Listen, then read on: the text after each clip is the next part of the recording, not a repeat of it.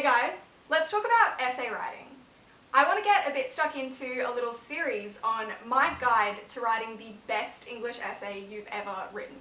So today, let's discuss why I don't use the PEEL, TEEL point structures that we're often taught in school and why I don't teach them to my students. Then we can talk about what I use instead and take a look at a few examples. So these PEEL, TEEL structures are designed to teach you how to follow a very basic structure for your essay body paragraphs. It's usually something like point or topic sentence, evidence, explain or elaborate, and then link back to your argument. They might give you a very clear, simple formula to follow, but if you want to write essays that get those higher marks, these acronyms just won't be enough to explain to you what you have to do to get there. I'm definitely not saying these structures are totally useless and we should never use them. So when do they come in handy? Well, we're often taught these structures in year 7 or 8 because they convey, really simply, how to make an argument in written form. So as these structures suggest, to effectively and persuasively make an argument in an essay, we're going to want to introduce what our argument is, back that up with evidence, explain how that evidence is relevant to our discussion, and then link that discussion back to the argument that we were just trying to make. So that in itself can be really tricky, and if your teacher is asking you to work on nailing down those PEEL, TEEL structures in your essays, you might be missing one or more of those steps. In that case, these PEEL, TEEL structures might be really useful at helping you remember the steps to take when constructing a body paragraph, which is awesome. However, most of the time when my students tell me that they struggle to figure out how to structure a body paragraph, or that their teacher has given them feedback on improving their essay structure, it's not because they just haven't been taught these PEEL, TEEL structures before. In fact, I find that for most students, it's not about knowing what information goes where or in what order. They know to put a topic sentence at the beginning of their paragraph, then have some quote analysis, and then have a concluding sentence. It's about learning how to get better at each of those steps. So that brings me on to what is limiting about these structures.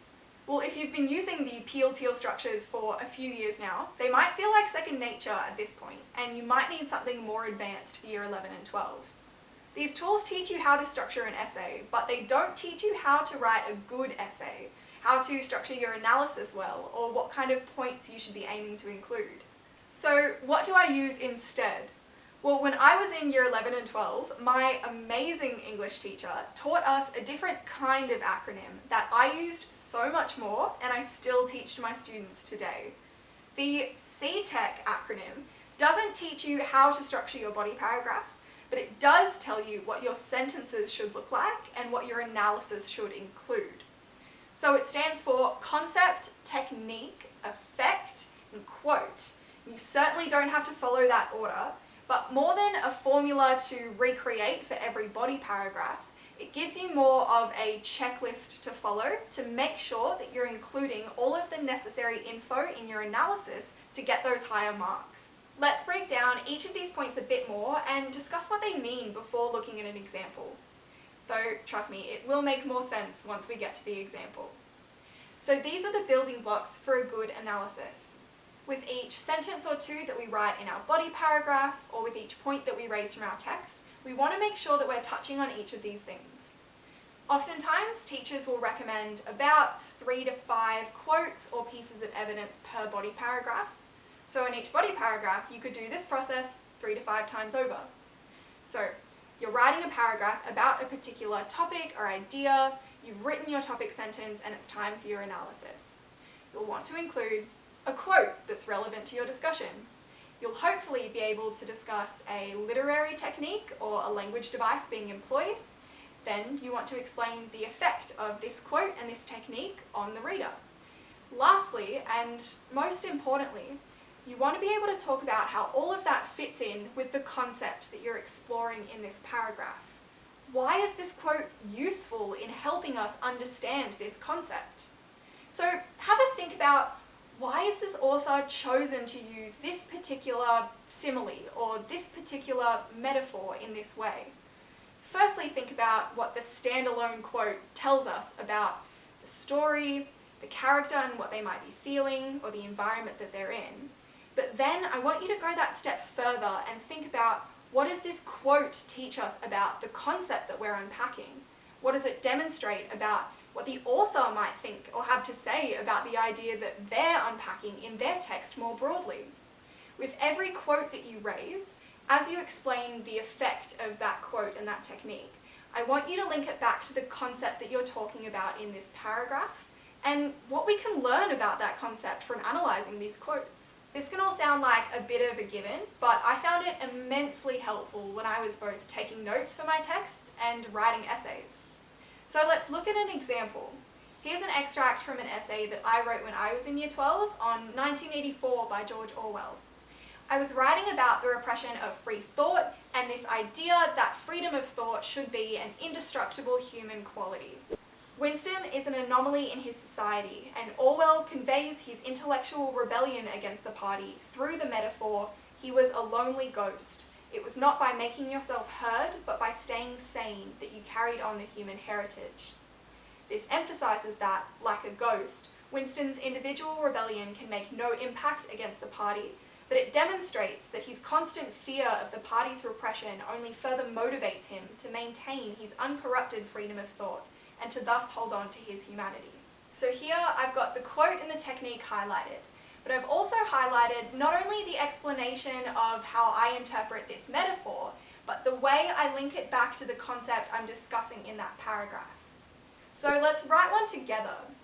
I'm really interested in this quote from All the Light We Cannot See, in which Warner and his fellow soldiers are told, "You will strip away your weakness, your cowardice, your hesitation. You will become like a waterfall, a volley of bullets.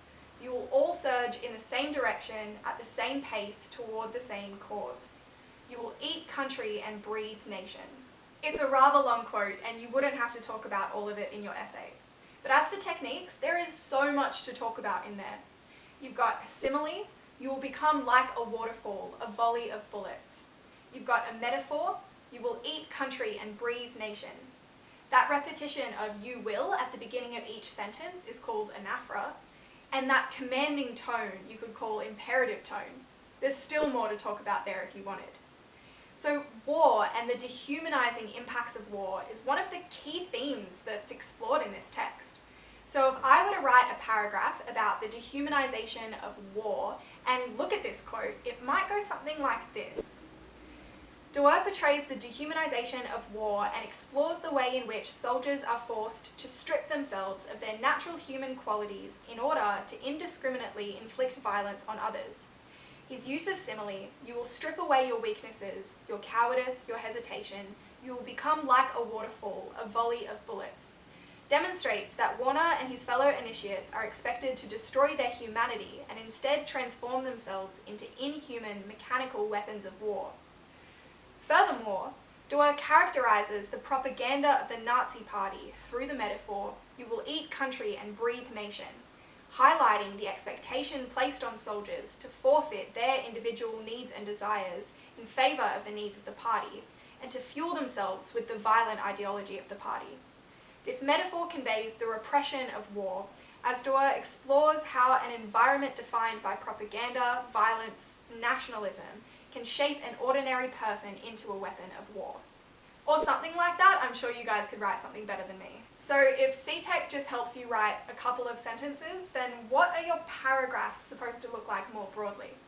Well, there's no reason you can't use the PEEL TEEL paragraph structures in conjunction with CTEC.